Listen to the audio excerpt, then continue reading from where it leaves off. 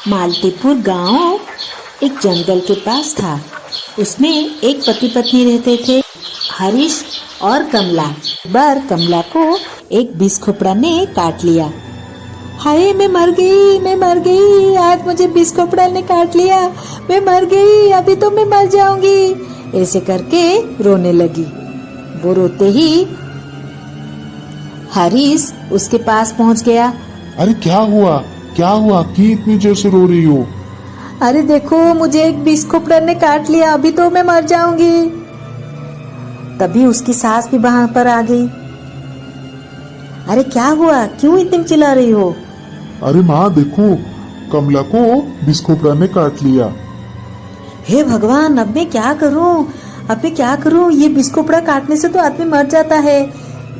ये शोर शराबा सुनकर पड़ोसी के 4-5 लोग वहां पर आ पहुंचे। अरे ये क्या हुआ? अरे देखो, इसको बिस खोपड़ा ने काट लिया। क्या? बिस खोपड़ा काटने से तो तुरंत ही मौत हो जाती है। हे भगवान, अब क्या करें? तभी एक औरत दौड़ते हुए आई।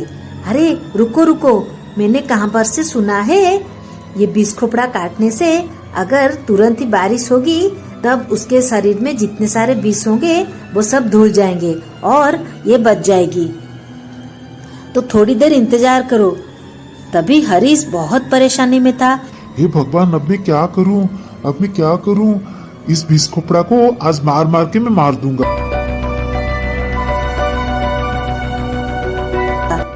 ऐसे कह के वो बिस खोपड़ा को पीटने लगा। ये बात गांव में चारों ओर फैल गई। तभी उनके गांव के एक बहुत ही समझदार और पढ़े लिखे आदमी थे, सूरज। वो गांव के स्कूल में टीचर थे। तभी वो भागते हुए आए। अरे क्या हुआ? क्यों ये बेचारे जीव को मार रहे हो? उसको छोड़ो। तभी हरीश ने उसको छोड़ दिया। देखिए सूरज जी, मुझे भी इसको मारने की कोई भी मतलब नहीं है, मगर इसने मेरी पत्नी को काट लिया है। अभी मेरी पत्नी तो मर जाएगी। अरे देखो, इसको छोड़ो, पहले उसको अस्पताल ले चलो। तो सारे मिलके कमला को अस्पताल में ले गए और थोड़ी दिनों के बाद वो ठीक होके आ गई। सूरज और हरीश बात कर रहे थे। अरे ये हमारे गांव में आया कैसे? हमारे गांव जंगल के पास है, मगर अब तक कभी भी कोई भी बिस खोपड़ा हमारे गांव के अंदर नहीं घुसा। ये क्यों घुसा हमारे गांव में? तभी सरजू एक चोर को पकड़ते हुए आया। रुको, देखो ये कौन है? देखो, मैंने आज सुबह इसको अपने झोले में, ये आदमी एक बिस खोपड़े के बच्चे को डाल रहा था। तभी मैंने उसको पूछने पर बताया कि उसका मांस खाना है। ये इस बिस खोपड़े के बच्चे को लेकर उसका मांस खाएगा और उसके चमड़ी को बाजार में बेचेगा। इस तरह की इसकी कमाई है। अच्छा, ठीक है। इसके बच्चे को इसने ले लिया, इसीलिए ये गांव में आ गई। अरे देखो भाई, इसको मारने से कुछ भी फायदा नहीं है। क्यों मार रहे हो इसको? क्या मार के फायदा?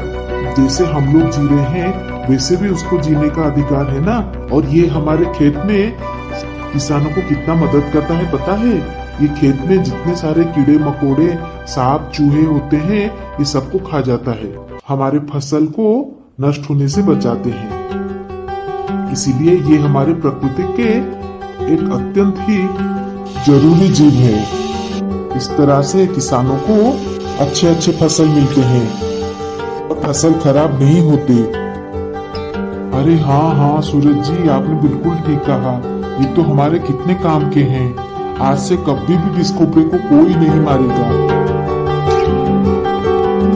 आगे की कहानी देखने के लिए हमारे चैनल को लाइक और सब्सक्राइब करें। आगे की कहानी बहुत ही जल्दी आने वाली है।